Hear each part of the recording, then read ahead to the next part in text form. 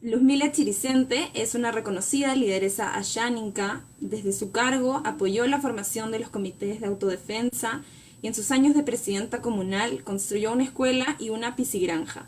Durante sus 25 años como dirigenta ha ocupado diversos cargos, tales como miembro del Comité de Mujeres en la comunidad y miembro del Club de Madres, presidenta de la PAFA, secretaria, vocal, finalmente presidenta de su comunidad Cushibiani en Río Negro, Satipo, región Junín. Fue reelegida entre 1988 y 1995, luego asumió la dirigencia de la Federación de Comunidades Nativas Campayánica, asumió el cargo de Secretaría de Asuntos Femeninos de la Federación y luego la de Asuntos Femeninos de la CONAP. Actualmente es presidenta de la Federación Regional de Mujeres Ayáninca, Numaxiengas y Caquintes, la FREMANC. Luzmila destaca por ser una de las primeras mujeres que acceden a cargos estratégicos en las organizaciones indígenas, labor que ha desarrollado incentivando que mujeres y hombres indígenas desplieguen sus capacidades como actores de su propio desarrollo, defendiendo y ejerciendo sus derechos de manera solidaria y democrática. Realiza especial labor con el fin de lograr espacios para las mujeres indígenas en sus organizaciones representativas y también desarrolla otras iniciativas a favor de los pueblos indígenas de la Selva Central. Ha recibido diversos reconocimientos, como el otorgado por la Asociación Pro Derechos Humanos, APRODE, la Asociación Solidaridad Países Emergentes, ASPEM, la Defensoría del Pueblo, la Comisión de la Verdad y la Reconciliación, el Movimiento Amplio de Mujeres, el Centro de la Mujer Peruana Flora Tristán, y además es miembro honoraria del Consejo de Reparaciones y otras instituciones. Entonces vamos a darle el pase a Luzmila Chiricente. Luzmila, te escuchamos, Luzmila, para antes de empezar esta visita, si quieres presentarte o dar un comentario ahora antes de empezar. Ya. Buenas tardes con todos y con todas. Disculpa la tardanza porque yo donde que estoy no tengo el aparato que estoy agarrando, tengo un simple, entonces tengo que venir en la casa de mi hija para que me pueda prestar su celular. Pido mucho disculpas la tardanza. Y, bueno, yo voy a comentar un poco de en tiempo de antes que venga la subversión, cómo vivíamos el pueblo ayaní. Nosotros vivíamos todos unidos, tranquilos, con confianza, sin desconfianza, y se trabajaba juntos y se hacía ollas comunes para ayudar en las chacras, y los hijos enseñaban muchos valores, ¿no? Cuando vino la subversión, nosotros ya hemos estado corriendo por acá, corriendo por allá, y los hijos traumados, y hasta ahora nuestros hijos han crecido con esas traumas, ¿no? Y también se hizo la autodefensa, rondas, que se llame, por cuidar nuestros terrenos o territorio que llamamos, y nosotros hemos apoyado a nuestros esposos porque en el día estábamos nosotras y también nuestros esposos cuidando los linderos de la comunidad. Y también hacíamos el trabajo en la chacra, ¿no? Porque los esposos más se han dedicado en las rondas, en autodefensa. Y también hubo errores dentro de autodefensa, porque no sabíamos quién era y quién no era. Entonces se cometió varios errores dentro de rondas campesinas o rondas nativas, porque el que guiaba es el comando conjunto, ¿no? O la base militar, que lo llamamos. Entonces eso es lo que se hubo en eso, ¿no? Porque nosotros como mujeres o como pueblos no sabíamos con quién conversábamos. Si conversábamos con las personas que no era subversivo, con militar, o con quién, ¿no? porque la carretera es de cualquier, o el camino es de tránsito de todo tipo de personas. Entonces nosotros teníamos que apoyar, controlar en esa manera, ¿no? Pero no para hacer cosas lo que otros hicieron, lo que no deberían hacer, ¿no? Eso es lo que puedo comentar a través de cuando ya vino a la violencia, ¿no? Es, Muchas y, gracias. por, Sí, y dígame, por dígame. otro lado también, después que pasó, ya no hemos estado como vivíamos anterior, sino mucha desconfianza, porque el engaño que nos hicieron, ya no queremos a las personas que puedan. Y hubo también muchas vivezas. Entonces, nosotras no sabemos, ahora se ha quedado prácticamente las personas más desconfiadas a las personas, a nuestros comités que sean, ¿no? Porque nosotros no sabemos, no, ya no conocemos esa realidad que se vivía antes, ¿no? Se perdió. Yo le digo se perdió porque mucha desconfianza lo que hay en algunas comunidades. Tratamos de recuperar, pero es un trabajo largo. Y ahora, cuando ya se vive, ya después de violencia política, se vive ya con, con las comunidades y en trabajo, pero ya no como antes que se trabajó, antes que venga la violencia. Y ahora cada cual trabaja lo que puede y también, como vuelvo a repetir, mucha desconfianza entre comuneros y comuneras. Y los jóvenes también, si ven la familia que es desconfianza, el joven también dice, ¿qué pasa? Y hay mucha que salen a migrar en las ciudades o distritales, ¿no? Eso es lo que está pasando. O se meten a trabajar engañados también, vayan a cosechar cacao, café, pero otra cosa le lleva en otro lado. Eso es lo que podría comentar un poco. Muchas gracias, señora Luzmila, por compartir un poco con nosotros cómo era la situación en el pueblo Yanika antes del inicio de violencia. Nosotros hemos escuchado de la señora Luzmila cuál era la situación de los pueblos y ahora vamos a ingresar a ver si a nuestra muestra con esto que nos ha compartido la señora Luzmila para conocer un poco más el contexto de las comunidades, de los diferentes pueblos. Y vamos a ingresar entonces a nuestra primera sala, que es nuestra sala Orígenes de la Violencia. En esta sala nosotros vamos a ver una línea del tiempo, que es una línea que nos va a ayudar a contextualizar un poco, a pensar qué estaba pasando en el país durante estos años.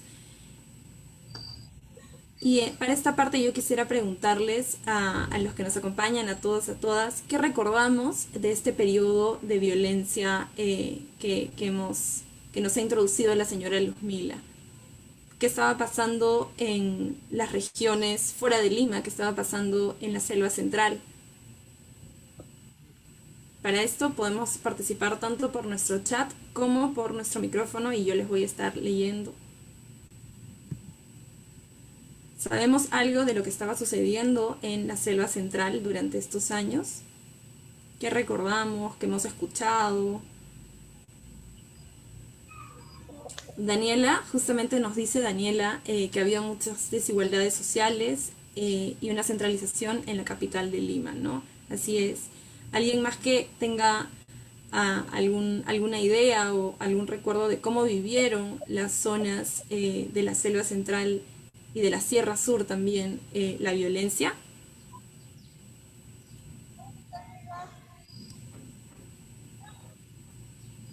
Para acá también nos dicen que era el periodo en donde se gestaba la violencia, que posteriormente sería bastante cruel, ¿no es cierto?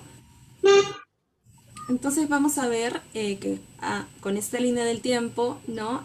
que reúne los principales hechos de violencia, algunos de los principales hechos de violencia a través de los diferentes gobiernos, que como nos dijo la señora Luzmila, la violencia inicia, ¿no?, alrededor de los años 80, y llega también a los pueblos, a Xánica, los pueblos indígenas de la selva central. Entonces, creo que alguien ha comentado también que había muchos enfrentamientos, ¿no es cierto?, mucha destrucción y muchas muertes. Entonces, a partir de este momento, ya que nos hemos colocado en una línea del tiempo, yo quisiera preguntarle a la señora Luzmila si es que usted como dirigenta recuerda algunos hechos ocurridos en el pueblo Axánica, y si usted, señora Luzmila, nos puede comentar un poco qué recuerda de estos hechos de violencia que cuando recién llegaron a la comunidad de Satipo. Bueno, los hechos que ha ocurrido, por ejemplo, en la comunidad, que pasaba la gente, nosotros en grupos o en, ¿cómo se llama?, carros en grupo, no conocíamos qué cosa quería esas personas, ¿no? Como era camino para todos, no se podía impedir. Y cuando comienzan ellos a asesinar o llevar los jóvenes o niños, ahí comenzamos nosotros a decir, ¿qué cosa es eso? ¿Qué está pasando con nosotras? ¿Qué está viniendo? ¿Qué es un grupo de rateros o qué son eso, no? Entonces eso comenzamos nosotros pues a ver qué se puede hacer, ahí donde que nosotros controlamos a nuestras comunidades, ¿no?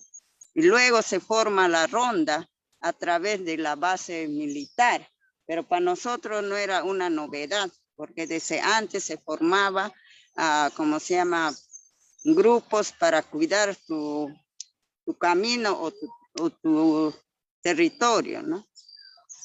Eso es lo que puedo acordar.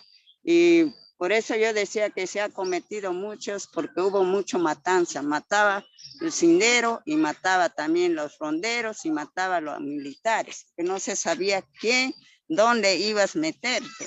Nosotros estábamos en una jaula en la que vivíamos, ¿no?, de ese tiempo. Y nosotros hemos estado tranquilo como antes, que estamos tranquilos, llegas de tu chacra, te bañas, comes, duermes sin estar quién viene, quién me mata o no me mata, y eso, ¿no? Y eso es lo que podría decirlo, ¿no? Muchas gracias, señora Luzmila, por comentarnos un poco cuál era la situación generalizada, ¿no?, de violencia que se empezó a vivir en estos años. Ahora, para poder ubicarnos un poco mejor, ¿no?, geográficamente, vamos a pasar a nuestra siguiente sala, pero antes de entrar voy a compartirles, vamos a utilizar otro recurso para conversar un poquito más sobre cuáles fueron directamente estas zonas, ¿no?, axánica afectadas, y para ello vamos a ver el siguiente mapa. Vamos a proyectarlo aquí. Y aquí con este recurso vamos a poder ver la ubicación actual, ¿no? En este mapa nos ofrece esta ubicación actual del pueblo Xánica, que nos comenta la señora Luzmila. Vamos a ver que estamos hablando de Satipo, ¿no es cierto?, aquí en Junín, pero también de otras regiones que van a ser, de otras provincias, ¿no?, distritos que van a ser afectados por la violencia. Por ejemplo, podemos identificar también Pangoa, Pichanaki, un poco más arriba Puerto Bermúdez, entre otros, que son parte del territorio axánica y que también van a ser muy afectados por la violencia senderista. Entonces, para conversar un poco más también sobre la población axánica, vamos a regresar a nuestra muestra y vamos a entrar a nuestra sala Un pueblo, muchos pueblos. Entonces esta sala, vamos a esperar un momento a que nos cargue.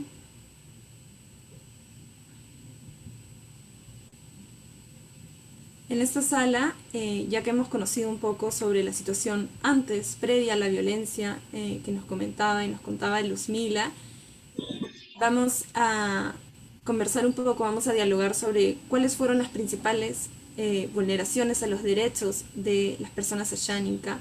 Pero antes de ello yo quería también preguntar si es que alguien sabe más o menos cuáles fueron estas afectaciones, qué vulneraciones se cometieron contra la población asháninka durante estos años.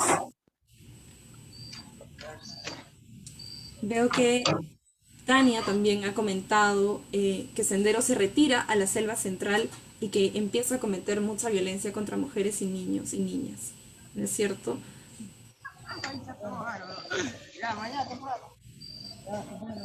Vamos a ver también si es que hay alguna otra persona que quiera comentar sobre esta pregunta, cuáles fueron estas vulneraciones eh, que sufrió el pueblo Xánica al iniciar la violencia.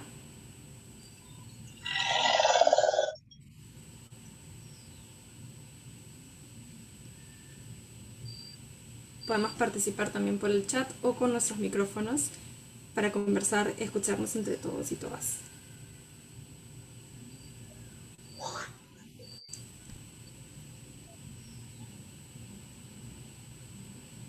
Bueno, no hay problema. En ese caso vamos a acercarnos un poquito más a nuestro panel. Y para ello yo quisiera preguntarle a la señora Luzmila si nos puede contar un poquito sobre cómo enfrenta la comunidad asháninka la violencia de Sendero y del MRTA. Señora Luzmila. Sí, cuando primeramente MRT ha estado por el Puerto Bermúdez, por Oxapampa, ha estado más centralizado el MRTA. El caso del Sendero Luminoso ha estado por la selva central, como Río Eni, una parte de Tambo, Pangoa, Azamari, Río Negro y Pichanaki, ¿no? Ese ha estado el Sendero. Comenzaba a llevar niños que tenían buenas notas, a partir de 6 años, 7 años, llevaban los niños para su campamento, que lo llamaban ellos, ¿no? Entonces, ese es lo que ha ocurrido con el Sendero, ¿no? Entonces, para nosotros ha sido un golpe que nos quiten nuestros hijos, nuestros como hijos de comuneras o comuneros, ¿no? Entonces eso para nosotros, ¿para qué lo va a llevar a hacer andar en el monte? ¿Qué objetivo es, no? Este es lo que yo lo podría mencionar. Y después es lo que llevaban a llevar en los campamentos de Sendero Luminoso. Hay las mujeres también violaban a las señoras o a las niñas, adolescentes, ¿no? Y también lo tenía como un esclavo, le hacía cargar cosas desde lejos para sus alimentos, ¿no? Eso es lo que podría yo comentar. Muchas gracias, señora Luzmila, por compartirnos esto, ¿no? Justamente también nos están comentando ahora quienes nos acompañan en la visita lo que usted menciona y cómo también hubo secuestros, ¿no? Hubieron secuestros de niñas, de niños asháninka, que en este afán, ¿no? Que en este reclutamiento que realiza Sendero Luminoso va a separar a muchos niños y niñas de sus familias para no alinearlos a las columnas de esta organización subversiva. A continuación yo quería preguntarle, nosotros conocemos algunas de sus acciones como lideresa, señora Luzmila, pero no sé si hay alguna que usted quiera compartir con nosotros. ¿Cuáles fueron sus principales acciones para la comunidad en su tiempo como dirigente, ¿no? que hasta ahora, el día de hoy es? Bueno, como en tiempo de subversivos, casi los varones no han querido asumir los cargos. ¿Por qué? Porque ahí ponían pues sus letreros que asume que tienen los cargos dentro de la comunidad son asesinados, ponían letreros así, mueren los soplones, los perros, un montón de cosas, ¿no? Entonces, los varones no quisieron asumir. ¿Y qué pasa? La comunidad nombran a la mujer, ¿no? Y se nombran casi la mayoría mujeres dentro de comunidad Distrito Río Negro. Y también una parte de Satipo, una parte de, ¿cómo se llama? Pangoa y Mazamari. Eso es lo que podría decir, y nosotros nos ha tocado un trabajo muy duro para defender a la comunidad, ni siquiera nuestra comunidad, sino enteras comunidades, porque nosotros no hemos mirado a pequeña, a mí me defienden, pero los demás no me importan, no. Nosotros como mujeres hemos dicho, todos somos mujeres, todos somos asháninca y tenemos que defendernos unos a otros. Y así pasó durante de nuestro tiempo como mujeres. Gracias a Dios no nos ha pasado nada y seguimos adelante para ver lo que pasa, que ahora los jóvenes de ahora, tanto de distritos o de comunidades, no entienden qué es lo que ha pasado, lo que son jóvenes. Y lo que han estado en los militares más agresivos con sus parejas. Y también lo que están que han estado con subversivos igual. Cuando toman un poco comienzan ya a pelear, ¿no? Entre parejas, ¿no? Entonces es un poco complejo con eso porque antes no se veía esas cosas, ¿no? Entonces, para nosotras es muy difícil, por eso que nosotros siempre llamamos que haya el gobierno manden más a profesionales psicólogos y también psiquiatras. No, eso no estamos diciendo que nos va a sanar, volver como antes, sino que nos pueda apoyar a calmar nuestros sentimientos que pasamos y que hemos pasado. Eso es lo que podría decir. Muchas gracias, señora Luzmila, por contarnos sobre cuáles fueron, ¿no?, las afectaciones y cuáles son también hasta el día de hoy las consecuencias, ¿no?, que ha tenido este periodo de violencia en la vida de ¿Viste? ¿Te dijo cómo? Y tantos Ya acabamos de asháninka. buscar. Entonces, para continuar, justo nos están consultando también por aquí por el chat, señora Luzmila, qué organizaciones indígenas apoyaron la defensa de las comunidades, y quizás también cuál fue el rol del ejército asháninka, ¿no? Cuál fue el rol de las rondas para defender también de la violencia. Bueno, en las organizaciones de la célula central existe SECONCET, existe TECONACA, CAR, existe CONUAP, OCARE, y también existe las asociaciones de no machiengas y profesores, ¿no?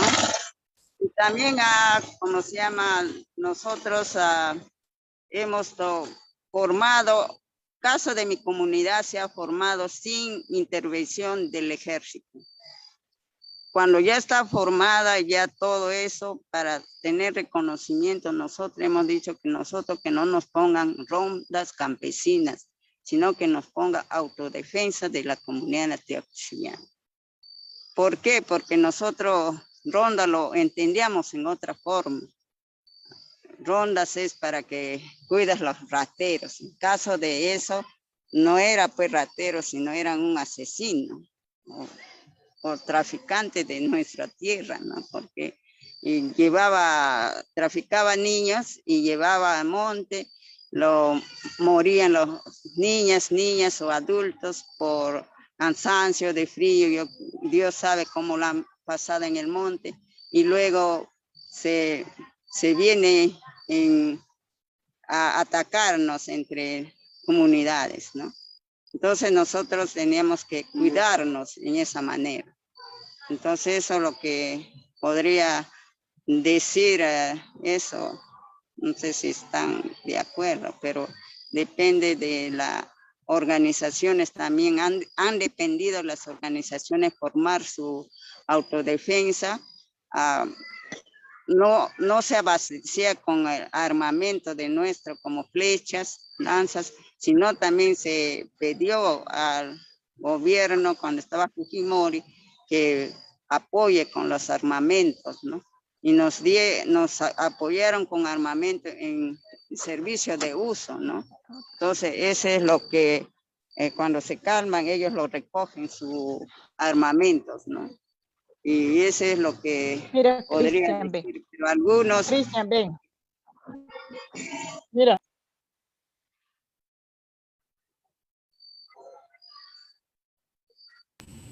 Sí, señora Luzmila, me estaba comentando.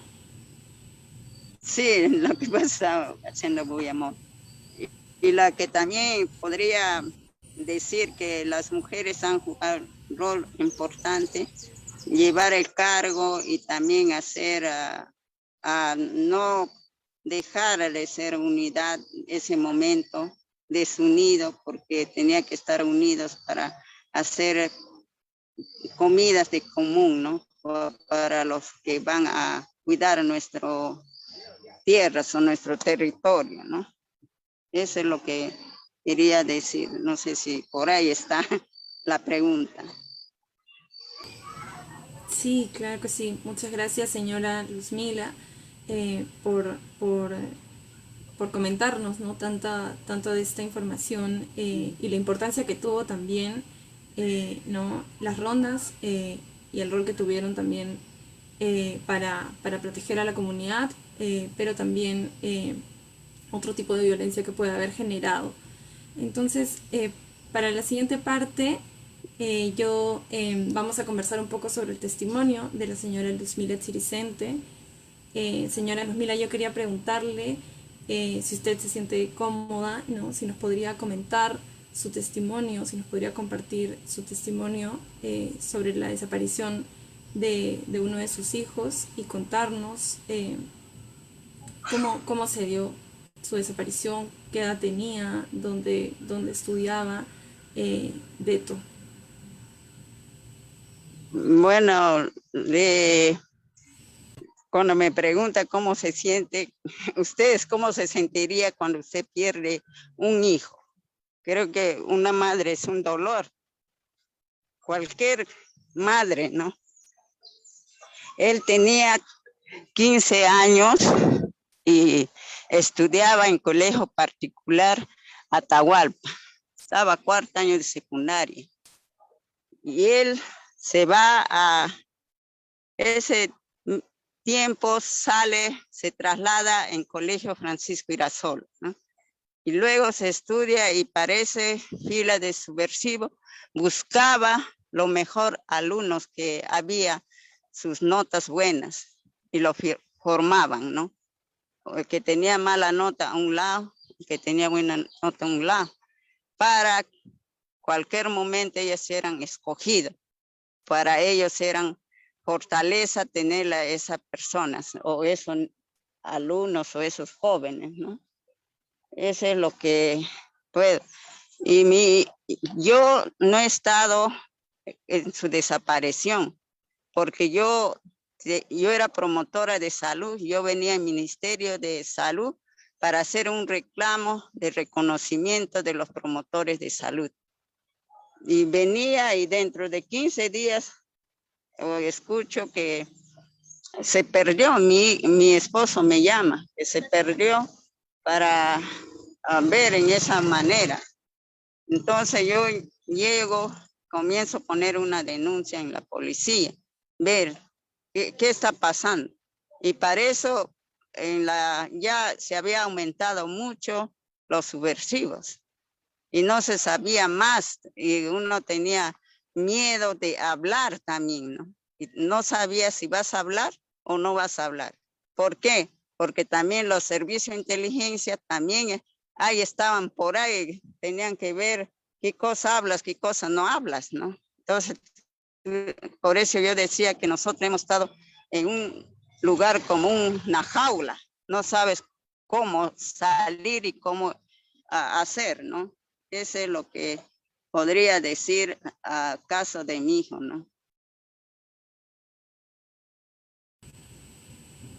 Muchas gracias, señora Luzmila, por compartirnos su testimonio que es tan valioso, y sabemos que esto no es nada fácil. Usted nos cuenta, y yo quería preguntarle también por qué dificultades encontró en su búsqueda, ¿no? ¿Cómo fue el proceso de búsqueda y qué retos hubo, qué dificultades usted y su familia tuvieron? Bueno, dificultad pues es tristeza, bajo moral, perder a un joven y con tanto esfuerzo de educación y es romperte los brazos, ¿no? Y abandonar tu chakra porque ya no hay ánimo de trabajar, ¿no? Entonces ese para mí es dificultad. Dificultad también que lo que realmente no entendía, decían pues que yo le he entregado el sendero, porque yo soy parte del sendero. Y los militares también me decían que yo era, los senderos me decían también que yo era paramilitar, porque yo iba llevando documentos para su reconocimiento en algunos ronderos que habían, ¿no? Que estaban formando. Y también decirle pues que no se trata de ir y matarle como un animal, porque así no dice la Constitución. La Constitución dice bien claro a los policías, militares, guarda la seguridad a los ciudadanos y ciudadanas. Ese es lo que era mi lema para decir en ese lugar, ¿no? En ese momento. Y comencé ya a hacerle búsqueda, diferentes lugares, llevando fotos. Hasta ahorita no puedo decir si mi hijo cambió su nombre y se fue en otro lugar, ¿no? No sé, no soy Dios para saber si existe o ya se le mataron. Eso es lo que podría decir.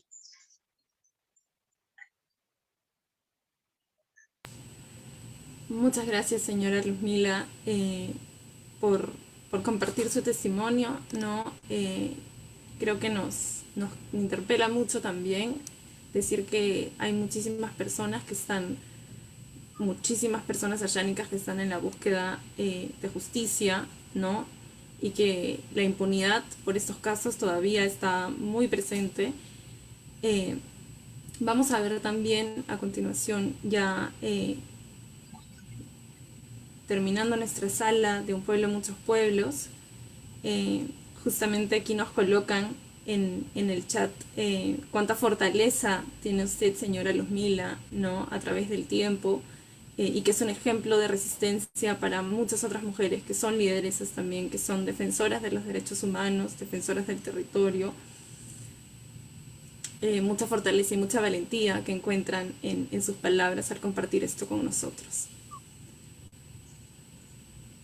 Nuevamente muchísimas gracias por compartir. Nosotros vamos entonces a dirigirnos a nuestra siguiente sala para dialogar también sobre una afectación, sobre una vulneración de derechos que experimentaron las mujeres y las niñas indígenas, ayánicas también, para lo cual vamos a dirigirnos a nuestra sala de cara al futuro, se llama. Entonces vamos a movernos para ahí.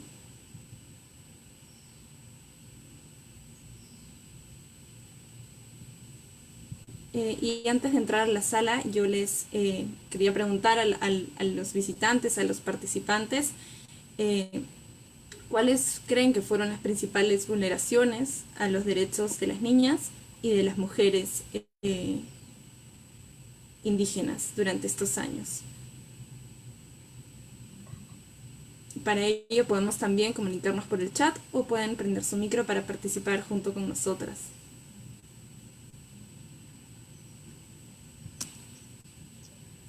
Sí, tenemos una idea, alguno de cuáles fueron estas vulneraciones que podrían afectar a las mujeres, a las niñas.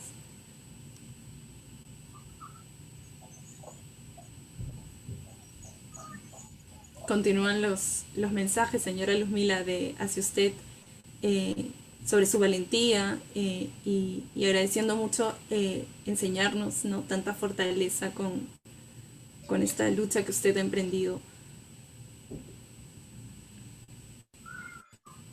Entonces, entramos a nuestra sala de cara al futuro y vamos a observar el siguiente panel.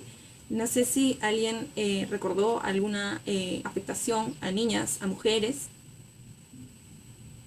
Por aquí nos dicen también que hubo una violación de sus derechos, ¿no?, para vivir libres, para vivir en paz, que generaron también infancias muy difíciles.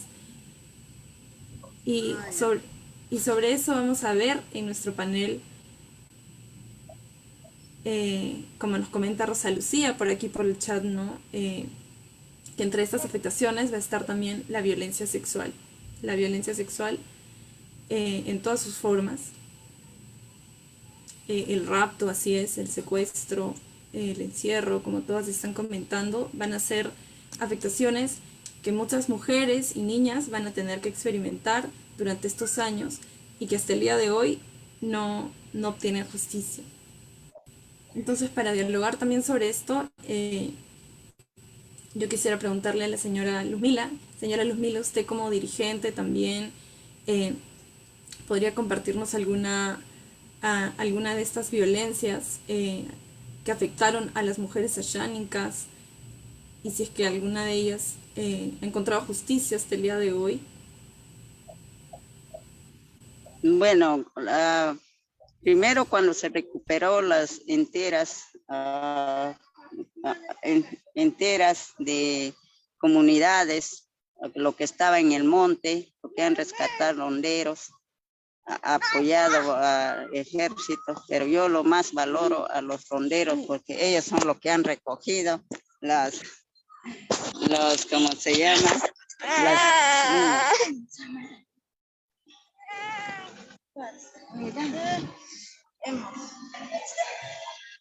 Allí hemos salido, creo. Sí. Pero, ¿dónde vas a bajar? ¿qué picones atas, Disculpa, sino que como este celular es de mi hija y su hijo le gusta ver sus juegos. No se preocupe, señora Luzmila, le esperamos, no hay problema. Lo que decía que los ronderos han recuperado las mujeres en el monte, y nos contaba pues que ellas han sido también abusadas por los comandos inderos y por los ronderos también, y los soldados, y porque esa vez ya no había justicia, hasta ahora no hay justicia, porque ya tampoco las que han sido violadas, también las señoras o las chicas jóvenes, ya no quieren saber, no quieren acordar, y también las mayores ya fallecieron sin justicia, y eso, ¿no?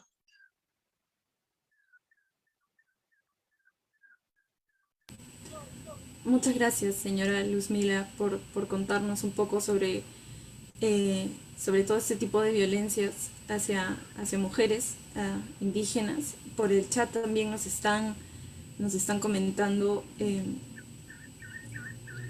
bueno, nos agradecen mucho por su incansable lucha, ¿no? Y también comentan sobre todas estas violencias hacia niñas, hacia mujeres y hacia la población también en general, que fue desplazada, no solamente violentada sexualmente, sino también muchas separadas de sus familias, y pues quedaron, ¿no?, muchas niñas huérfanas también, producto de atentados, ¿no?, de asesinatos a sus padres.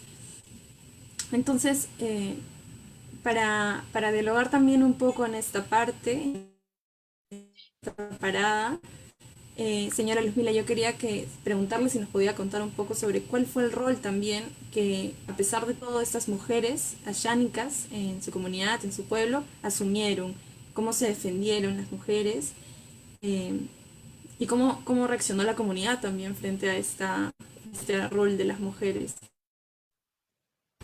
Bueno, en la como lucha te contra la decía violencia? antes, las mujeres se han puesto más fuertes, fortaleciendo a nuestros esposos, porque si nos poníamos a ser débil, nuestros esposos también iban a ser más débil, ¿no? Entonces nosotros nos hemos puesto fuertes.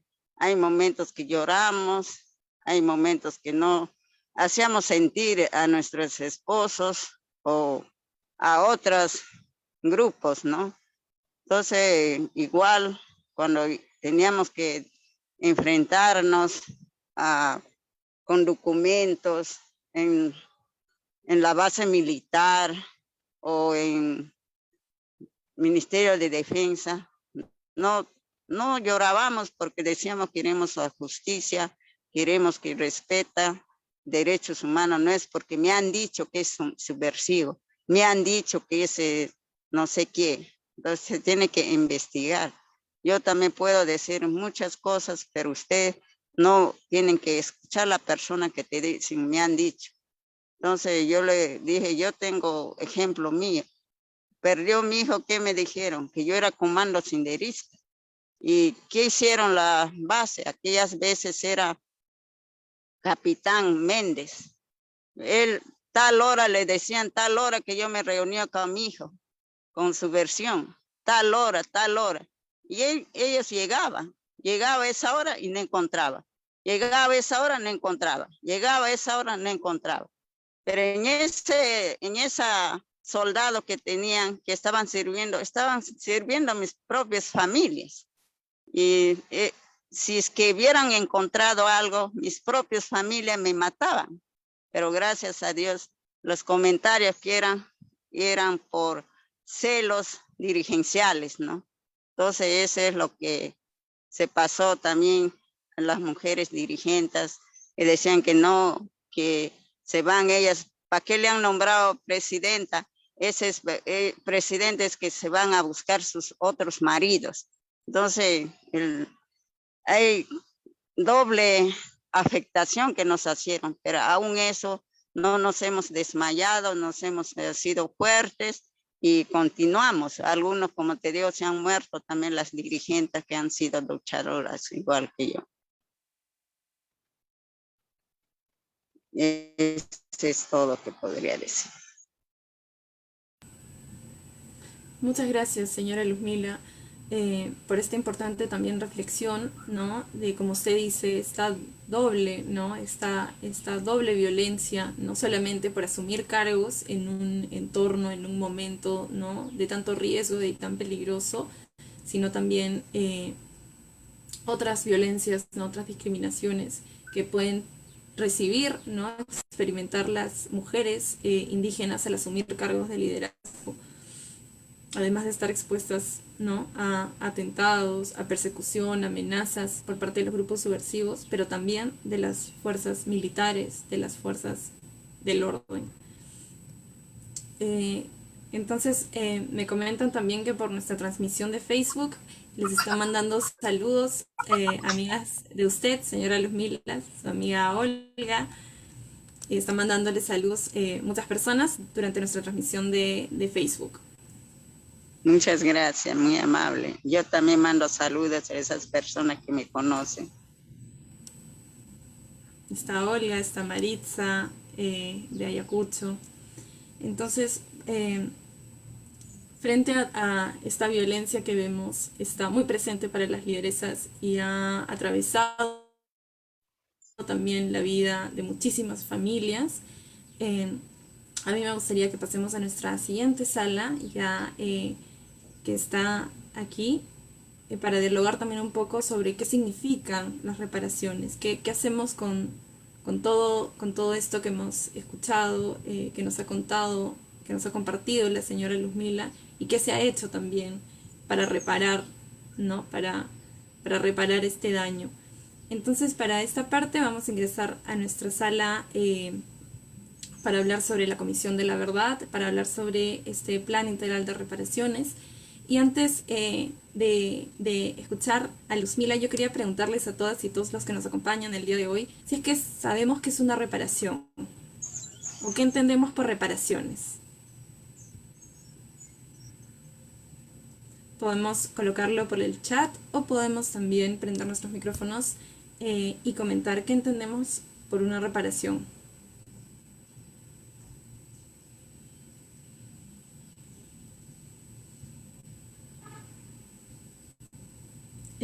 Esta sala, como les comenté, tiene el nombre se llama De cara al futuro, ¿no? Nosotros le llamamos la sala Yuyanapac, la sala CBR, porque vemos la parte de reparaciones. Entonces, ¿tenemos alguna idea de cuáles son estas reparaciones? ¿Qué puede ser una reparación? Por aquí nos dicen que es asumir el daño ocasionado. Sí, ¿no? Eso es gran parte de lo que es una reparación. Y nosotros conocemos si es que el Estado peruano tiene algún tipo de reparación con las víctimas de este periodo de violencia. Hemos escuchado de estas reparaciones.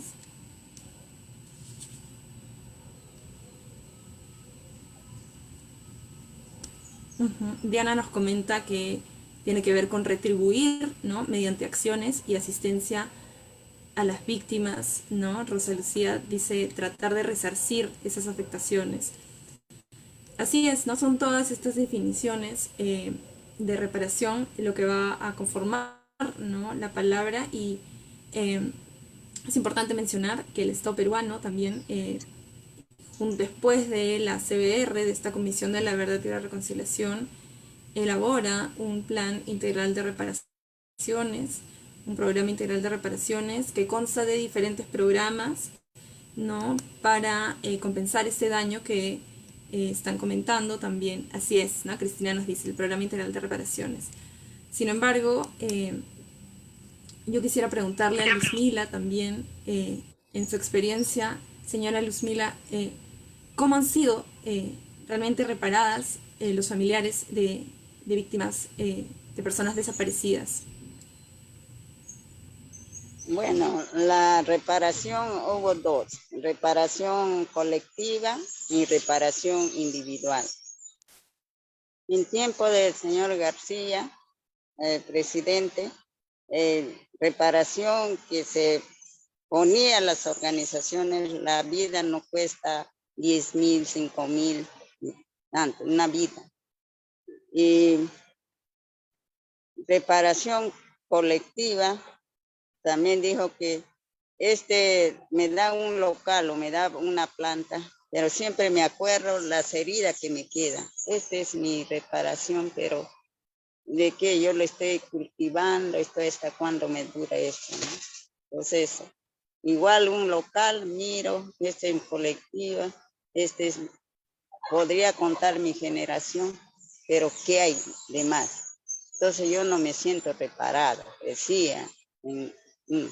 Pero al pensar que de todos los programas que dio la Comisión de la Verdad por el encargatura de Valentín Paniagua, entonces nosotros poco a poco le hemos entendido que si no hay ese programa, el Estado o los gobernantes nunca va a tomar en cuenta y nunca va a saber y va a rebrotar cada momento. Entonces, la Comisión de la Verdad hizo bien a investigar y decirle al Estado este daño que hizo por el abandono del Estado en los pueblos indígenas o el pueblo quechua hablante. Y también estos programas deben crearse programas, pero también se tiene que entregar puede por la municipalidad. Nosotros no estábamos de acuerdo por la municipalidad, porque conocemos las municipalidades, la mayoría, siempre tiene que quedar algo para ellos. Entonces, pero como los gobernantes funcionan en ese sistema, ¿ya qué se iba a hacer? Se tiene que entregar a los municipios para que ejecuten los programas. Entonces, algunos se ha cumplido algunos no se han cumplido y el pueblo asháninca nunca va a ser reparado. Hace pocos días que estaba conversando con algunos mayores, me decían, yo voy a morir, yo tengo 90 años, de repente estos días me da COVID y me muero. ¿Qué me ha reparado el Estado? Nada, sigo igual, estoy enferma, ¿pero qué me repara? Nada. Me voy en el puesto de salud, me da Panadol, me da paracetamol. ¿Ese es reparar? Ese para mí no es reparar. No me chequea qué enfermedad lo que tengo. Entonces, pero mientras que los que gobiernan tienen un médico bueno, cada hijo, cada esposa, y bien chequeado, y nosotros, cualquier médico practicante que hacen serum, a ellos es lo que nos den. Ese es lo que podría decir en ese momento, ¿no? De reparación. En educación, los pueblos indígenas se quejan la mayoría. Si tú no luchas o no estás atrás, no le importa. Porque lo que me importa es coger a mis allegados. Si soy funcionario, yo veo a mis allegados que estén en Reparet. Si no es mis allegados, no. Dice que tiene que sacar las, como se llaman, 13 notas para que estés ahí dentro de instituto, universidad.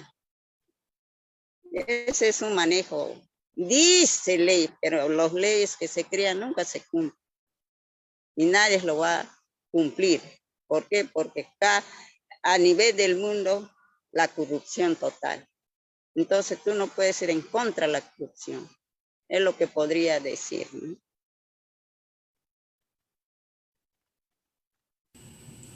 Muchas gracias, señora Luzmila. Qué importante esta reflexión, esta demanda también, ¿no? Que hace hacia este programa, ¿no? Este tipo de reparación que no reciben, ¿no? Y que es un pendiente muy grande del Estado peruano hacia la población asháninca.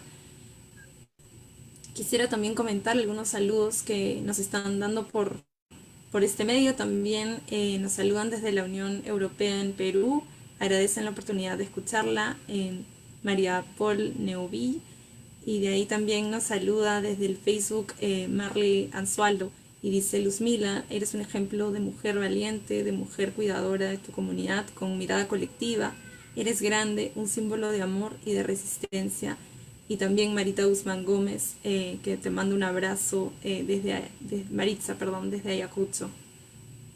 Gracias, mi amable. Yo también le mando saludos y abrazos. Entonces vamos a ver también con lo que nos comenta Luzmila. Muchas gracias, Luzmila, por tu testimonio. ¿Cuáles son los pendientes que tiene el Estado peruano en estos distintos tipos de reparaciones? Pero también quería preguntarte, Luzmila, por una ley en específico, siendo tú miembro, ¿no?, honoraria de este Consejo de Reparaciones, habiendo trabajado en esa mesa. ¿Qué significa para ti la ley 3470 del plan de búsqueda de personas desaparecidas?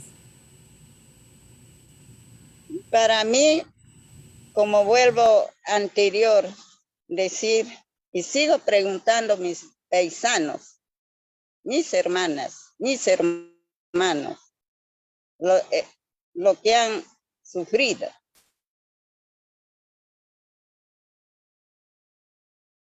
Ellos no lo ven, la búsqueda es doloroso, acordar, ver, el enterrar.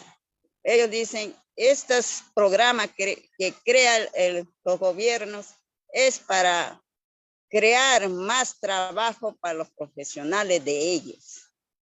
¿Acaso los profesionales que están asumiendo ganan poco? Ganan a nombre de nosotros, porque si no hubiera habido matanza, afectación, no hubiera habido programas también.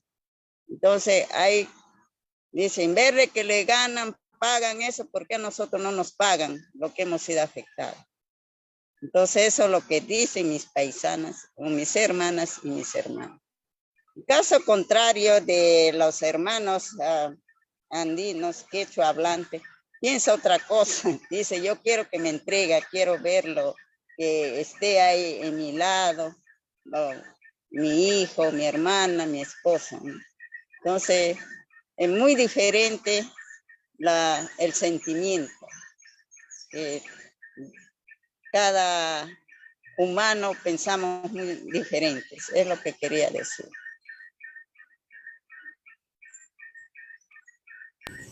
Muchas gracias, señora Luzmila. Y a continuación, teniendo, ¿no?, muy presente este tema tan importante que son las reparaciones para poder lograr, para poder hablar de justicia, para poder hablar realmente, ¿no?, de reparación, de reconciliación, quería preguntarle si es que las mujeres ayánica habían recibido algún tipo de reparación en específico. Sí, algunas mujeres, no totalidad, porque no han cumplido su requisito que piden para inscribirse.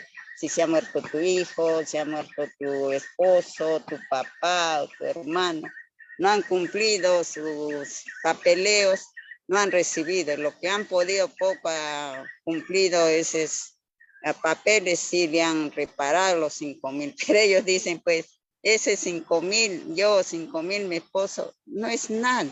Yo vengo de Tambo, gasto mi bote, gasto el carro, llevo y de vuelta gasto tanto. Y regreso, compro algunas cosas de mis hijos y no le he visto mi reparación. No puedo decir, bueno, mi reparación acá la estoy viendo. En este momento mis hijos están viendo. Entonces eso también a mí también me hace reflexionar, ¿no? Decir, cada momento nosotros nos tranquilizamos, comenzamos a comentar o pensar qué cosa, cómo me siento como víctima de la violencia, ¿no? En ese sentido, ¿no? Entonces, yo hay veces a mí también cuando yo hago preguntas, como usted dice que soy miembro, sí hago preguntas porque es interesante. Interesante preguntar porque yo no soy una persona de Lima, estar sentado, pienso, han sido víctimas, sí, pues víctimas, ya. ¿Por qué? Porque no he sufrido, no tengo ese dolor en el corazón.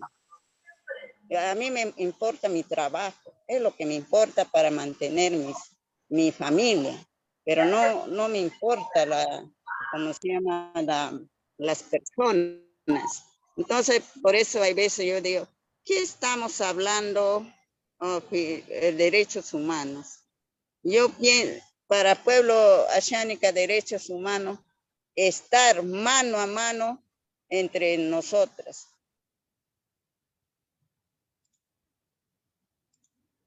Hay peleas, pero seguimos en mano y mano. Eso es lo que nosotros decimos, ¿no? Cada vez pensamos y a veces nosotros estamos confundidas. Yo ya no quiero ir a visitar una comunidad, pero hay veces por una cosa ya me están llevando en la comunidad para yo explicar. Yo le dije, yo no vengo a explicar, más bien quiero que me diga cómo ustedes se sienten.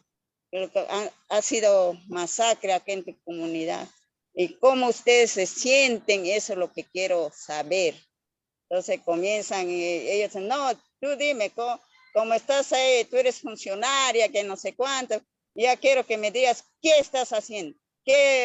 ¿Cuánto plata vamos a recibir como víctimas? Plata ya no. Le escucho, después le comienzo a explicar. Si han recibido sus 5,000, usted y su esposo, ahí nomás quedo. Y también, si le has dado otra, ¿cómo se llama? Acreditación a tu hija, porque tú no puedes estudiar, o si no, tu hijo, tu nieto, ellos van a estudiar. Si le has dado, ahí nomás termina. Y el salud. Bueno, el salud ya es la historia, ¿no? Lo que yo decía que tú oyes, tu paracetamol y tu panadol. Y ahí tienes infección. ¿Qué infección? Te dan otra. este es para dolor. Mejor me tomo mi matico, me sano, estoy tranquila, ¿no? Estar ahí formando cola por las... Como digo, cuando uno vive en un lugar diferente, quizá la tierra es muy diferente y dolorosa. Yo me pongo, cuando yo les escucho a mis paisanos, en mis paisanas, yo me pongo en su lugar porque yo sé que es dolor, como una pasada, donde uno ha dormido, en un hueco, donde hemos comido, qué hemos comido. Tú te pones en la camiseta de la persona. Cuando tú no sufres, te pueden contar 1000 veces, no sientes. Porque, bueno, me contó su testimonio, si así vivió, no sientes, porque no la has vivido en carne propia. Es lo que puedo decir.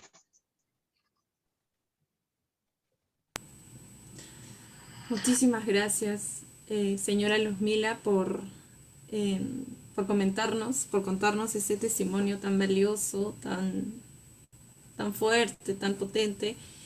¿Cuáles son las limitaciones que tienen esas reparaciones para los pueblos, para las víctimas también, ¿no? Como usted comentó en el tema de salud, y pensarlo también en la actualidad, muchos pueblos indígenas hasta ahora no han recibido en esa situación de pandemia un apoyo desde el Estado, ¿no? Ni intervenciones, y también desde el lado de la educación, muchas limitaciones, ¿no? y dificultades que presenta que estas reparaciones efectivamente sean recibidas, no sean verdaderamente reparaciones para ustedes. Yo quisiera agradecerte mucho, Luzmila, al igual que todos aquí que nos siguen comentando.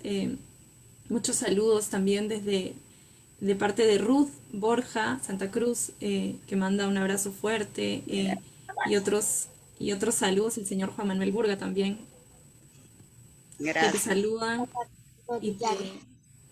y te aplauden, por tu fuerza, por tu fortaleza para estar el día de hoy acompañándonos, y por toda tu trayectoria que hasta el día de hoy sigues siendo esta lideresa y defensora de los derechos humanos y de la justicia. Eh, entonces, para finalizar un poco, para ir cerrando con esta visita, nosotros vamos a ir a nuestra última sala, que está aquí. Vamos a ingresar a nuestra sala Mama Angélica, que es esta sala de aquí. Y en esta sala nosotros vamos a hacer una reflexión, un cierre. Y para este cierre yo les voy a compartir un link. Voy a dejar de compartir un momento mi pantalla para compartirles el link de una página que nos va a ayudar a escribir estas reflexiones, estos diálogos finales, estos comentarios o mensajes hacia Luzmila que podamos tener. Y vamos a ingresar a este link que les estoy enviando por el chat.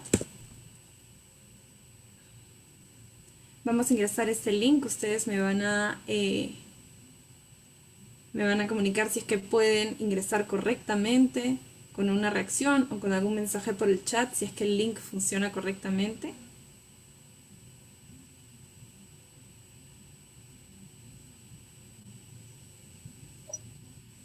Sí, hemos podido ingresar al link.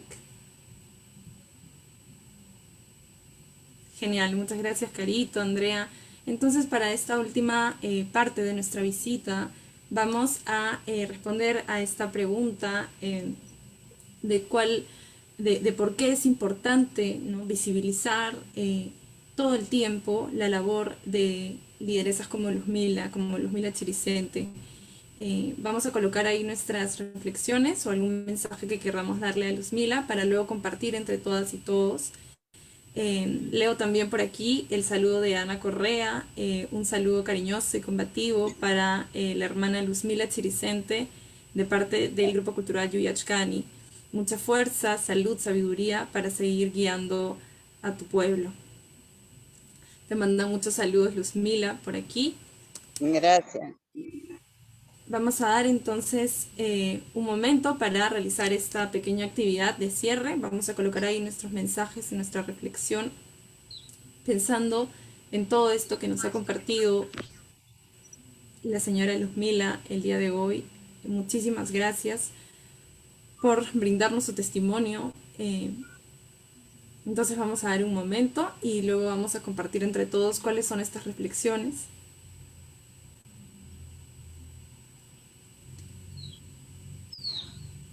Señora Luzmila, yo quería preguntarle si es que usted tiene un comentario que quisiera hacer de cierre, algo que quiera decir para esta última parte ya de nuestra visita.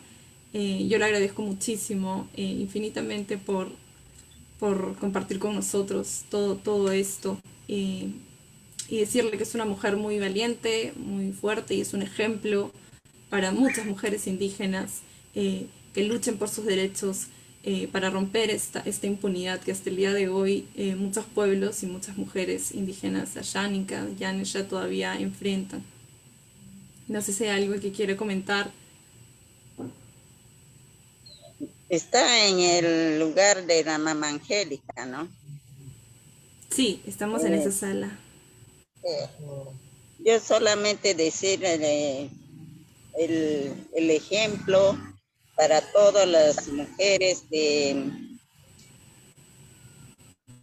quechua hablantes que ellas han luchado, pero me da pena que muchas nosotras como xánicas somos dirigentes, pero ya no con los valores, principios. Si estamos dentro de dirigencia es porque queremos ser figuretes, o si queremos hacer por interés personal, ya no por el pueblo.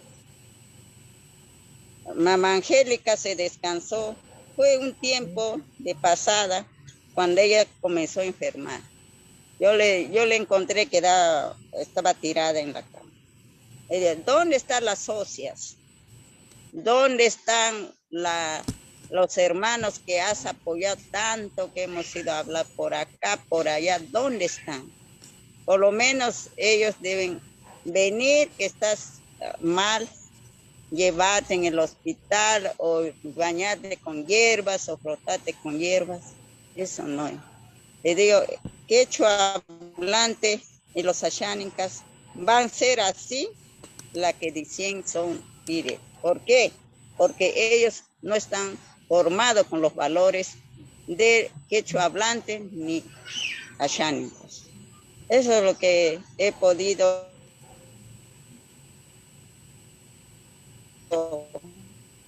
analizar.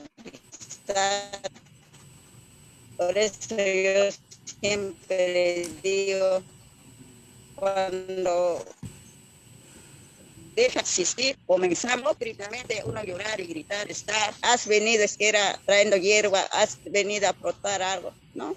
No, para entonces eso no sirve los llantos, lo que podemos. Eso es lo que podría decir en una reflexión en final. Muchas gracias. Muchas gracias, señora Luzmila, a usted por tantas palabras, ¿no? De su lucha incansable. Para terminar, ya tenemos algunas reflexiones, tenemos varias en realidad reflexiones que han hecho nuestros visitantes. Voy a leer algunas. Nos comentan también que es una mujer que merece ser reconocida como mujer del bicentenario.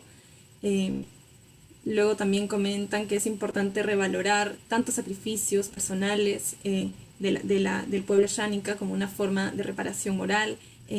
Por aquí también comentan sobre la lucha que usted ha emprendido, ¿no?, en defensa de los territorios y de las mujeres. Mi total admiración por ella y por todo el camino que ha ido recorriendo. Luego también nos comentan la importancia de contribuir a esta memoria colectiva a través de su testimonio, a través de las experiencias de violencia que hemos escuchado el día de hoy. Y luego también comentan por aquí que usted es una mujer que nos enseña la fuerza, la resistencia dentro de un contexto violento y donde muchas mujeres eran silenciadas. Muchas gracias por su entrega, su constancia, su fuerza. Nos enseñan a luchar y protegernos entre nosotras. Entonces vemos que hay varias reflexiones que van a quedar aquí. y también muchos saludos por el chat de esta videollamada. Yo quisiera agradecerles a todas y todos por participar, por comentar, por acompañarnos el día de hoy y participar de esta visita testimonial en el marco de Jornadas de Mujeres por la Memoria.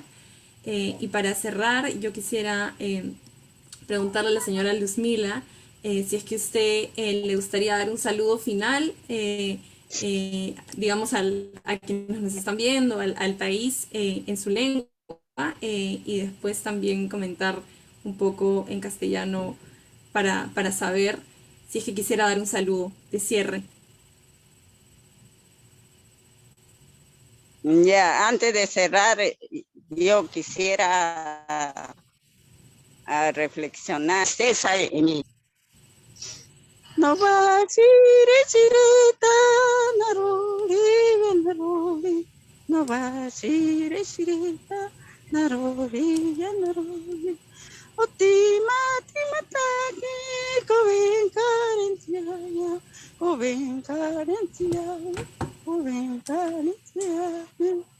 Gracias. Bueno, pasón, quimaron, tzinane, shirampari, opa, y que maquena capichaji, no ñabeta que. Te agradezco a hermanas y hermanos por tener paciencia, lo que he podido compartir, el sufrimiento que se he llevado a título personal y a nivel pueblo. Eso es lo que quiero decir. En el canto es tristeza, los gobernantes tanto abandonar el pueblo, los pueblos, y nunca nos ha tomado interés hasta la fecha. Esa es la canción.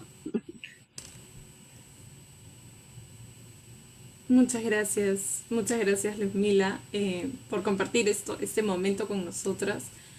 Voy a dejar de compartir en este momento y nos vamos con esto que nos has compartido, con este canto, con este mensaje tan necesario para pensarnos.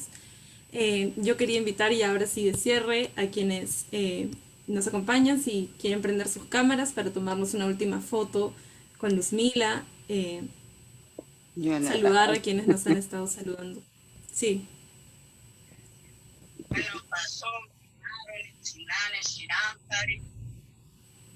Entonces, a quienes no puedan prender sus cámaras, nos pueden acompañar con alguna reacción de Zoom. Saludo a la señora Adelina, que está aquí.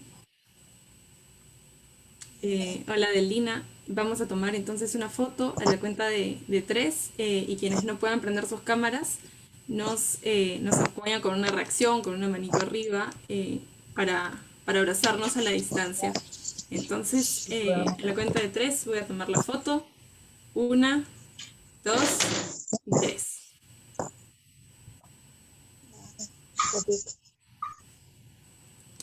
Listo.